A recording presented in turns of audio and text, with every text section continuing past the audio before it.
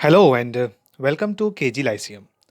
आज हम लोग 15 मई 2023 से बनने जा रहे जितने भी इम्पोर्टेंट न्यूज़ हैं जो एग्ज़ाम के पर्सपेक्टिव से मोस्ट इम्पॉर्टेंट हो जाता है, आज हम लोग उसे डिस्कस करने जा रहे हैं। ये जितना भी करंट अफेयर है, ये बीपीएससी, यूपी पीएससी और एसएससी जितने भी स्टेट पीसीएस हैं, साथ ही साथ रेलवे और बैंकिंग के लिए भी इम्पोर्टेंट हो जाता है। आज का जो पहला न्यूज़ है वो है, विश्व प्रवासी पक्षी दिवस किस दिन मनाया जाता है? तो किस दिन मनाया जाता है ये? तो यह 13 मई को मनाया जाता है, विश्व प्रवासी पक्षी दिवस, वर्ल्ड माइग्रेटरी बर्ड डे। तो ये आपको ध्यान में रखना था 13 मई को। इसके साथ साथ आप इसके थीम को भी देख लें कि इस बार का थीम है water and its importance for migratory bird. ठीक, यहाँ आप इस इमेज में भी देख सकते हैं जिस तरीके से बनाया गया है, पानी का बूंद है। तो वाटर और इसका इम्पोर्टेंस जो हमारे प्रवासी पक्षी के लिए क्या है, उसका थीम रखा गया है। ठीक, नेक्स्ट न्यूज़ है, आईपीएल इतिहास में सबसे तेज अर्धशतक बनाने वाले खिलाड़ी कौन बने? तो ये बने हैं आपको यशस्वी जायसवाल।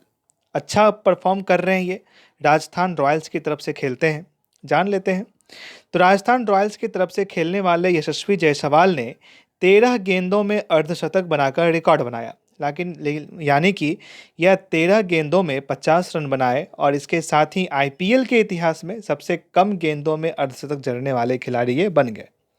लेकिन बात अगर हम टी20 की करें तो टी20 के इतिहास में युवराज सिंह ऐसे बल्लेबाज हैं जो 12 बॉल में 50 रन 2007 में इंग्लैंड के खिलाफ बनाया था और ये फेमस हुए थे। ठीक, इस वजह से। नेक्स्ट न्यूज़ देखते हैं कि सागर श्रेष्ठ सम्मान से किस पोर्ट को सम्मानित किया गया है?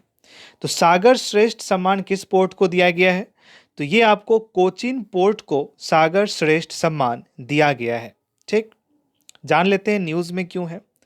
तो बंदरगाह, नौवहन और जलमार्ग मंत्रालय ने 2022-23 के लिए कोचीन पोर्ट अथॉरिटी को सागर श्रेष्ठ सम्मान से सम्मानित किया है। ये आप ध्यान रखेंगे कि कोचीन पोर्ट को सागर श्रेष्ठ सम्मान से सम्मानित किया गया।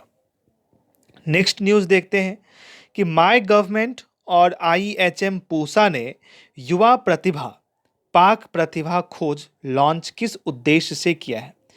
हम लोग जान रहे थे कि माय गवर्नमेंट, इससे पहले भी हम लोगों ने करंट में डिस्कस किया था कि माय गवर्नमेंट युवा प्रतिभा सिंगिंग कंपटीशन रखा गया था, फिर पेंटिंग की भी बात आई, अब ये क्यूलिनरी का भी बात कर रहा है, यानी पाक प्रतिभा जिसमें पकवान भोजन बनाने का जो प्रतिभा है उसको दिखाया जाएगा। तो किस उद्देश्य से ये किया गया है? इसमें आप देख सकते हैं कि बाजरा को बढ़ावा देने के लिए ये प्रतिभा खोज जो है ये रखा गया है। ठीक, जान लेते हैं न्यूज़ में क्यों है। तो माय गवर्नमेंट और आईएचएम पूसा युवा प्रतिभा कुलिनरी टैलेंट हंट लॉन्च कर रहा है। सिंगिंग हंट तो लॉन्च किया ही था, अब कुलिनरी टैलेंट हंट लॉन्च कर रहा है, जिसमें खान पकवान से जुड़े टैलेंटेड पर्सन को इसमें इनवाइट किया जाएगा, या एक तरह से कहे तो जिस तरीके से मास्टर शेफ प्राइवेट चैनल पे चलता है, वैसे ही ये सरकार की तरफ से इस तरीके का कंपटीशन रखा गया है। इसका उद्देश्य भारत की समृद्ध पाक विरासत को बढ़ावा देना है और इसमें जो भी हिस्टोरिकल इम्पोर्टेंट पकवान है उसको बढ़ावा देने के उद्देश्य से यह रखा गया है और इसमें बाजरा को महत्व इस प्रतियोगिता में दिया जाएगा। नेक्स्ट न्यूज़ क्या है। तो आईबीए ने आर्टिफिशियल इंटेलिजेंस का उपयोग करके उपग्रह डेटा को हाई रेजोल्यूशन मैप में बदलने के लिए किस संस्था के साथ सहयोग किया? तो किसके साथ आईबीए ने सहयोग किया है?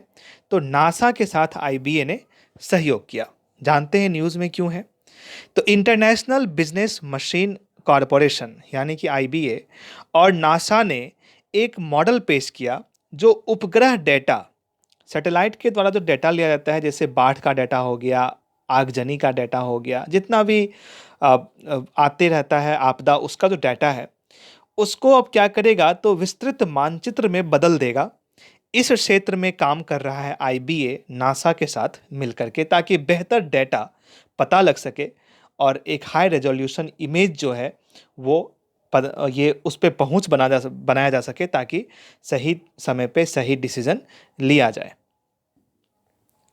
नेक्स्ट न्यूज़ देखते हैं किस भारतीय फुटबॉल, यहाँ दिग्गज होगा, ठीक, मिस स्पेल हो गया है।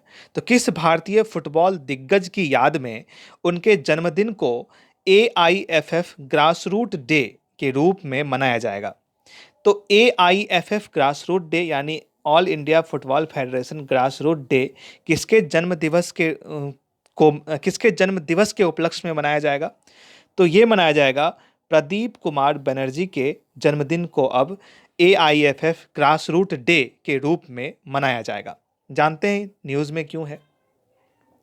अखिल भारतीय फुटबॉल महासंघ ने घोषणा किया है कि भारतीय फुटबॉल दिग्गज प्रदीप कुमार बनर्जी की जयंती 23 जून को all India football federation grassroot day के रूप में मनाया जाएगा। कौन थे ये फुटबॉलर प्रदीप कुमार बनर्जी? तो इन्होंने 1962 में एशियाई खेलों में राष्ट्रीय टीम को ऐतिहासिक स्वर्ण पदक दिलाने में महत्वपूर्ण भूमिका निभाई थी।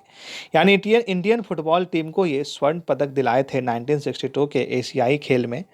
और ये बहुत ही इम्पोर्टेंट मतलब इनका जो है ऐतिहासिक जीत थी, ये भारत की भी ये ऐतिहासिक जीत थी जो इनके महत्वपूर्ण भूमिका के साथ पूरा हुआ था। तो उन्हें फुटबॉल प्रोफेसर के नाम से भी जाना जाता है। किन्हें? तो प्रदीप कुमार बनर्जी को।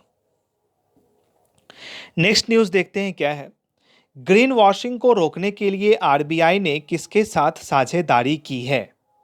तो ग्रीन वॉशिंग को रोकने के लिए RBI ने GFIN के साथ साझेदारी की है। आइए जानते हैं न्यूज़ में क्यों है। तो RBI ने ग्रीन वॉशिंग टेक स्प्रिंट में भाग लेने के लिए ग्लोबल फाइनेंशियल इनोवेशन नेटवर्क यानी GFIN के साथ हाथ मिलाया है। अब आप सोच रहे होंगे ग्रीन वॉशिंग क्या है? तो ग्रीन वॉशिंग का मतलब है कि अगर कोई देश या कंपनी पर्यावरण अनुकूल काम करने के दावे को वास्तविक में नहीं करता है।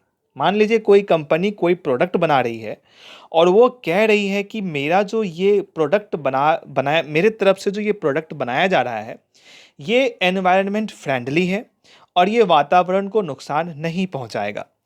लेकिन वास्तविक असल में क्या होता है, बात तो ये करते हैं लेकिन वो सारी प्रोडक्ट बनाने में वो सारा चीज़ यूज करते हैं जिससे वातावरण को नुकसान हो।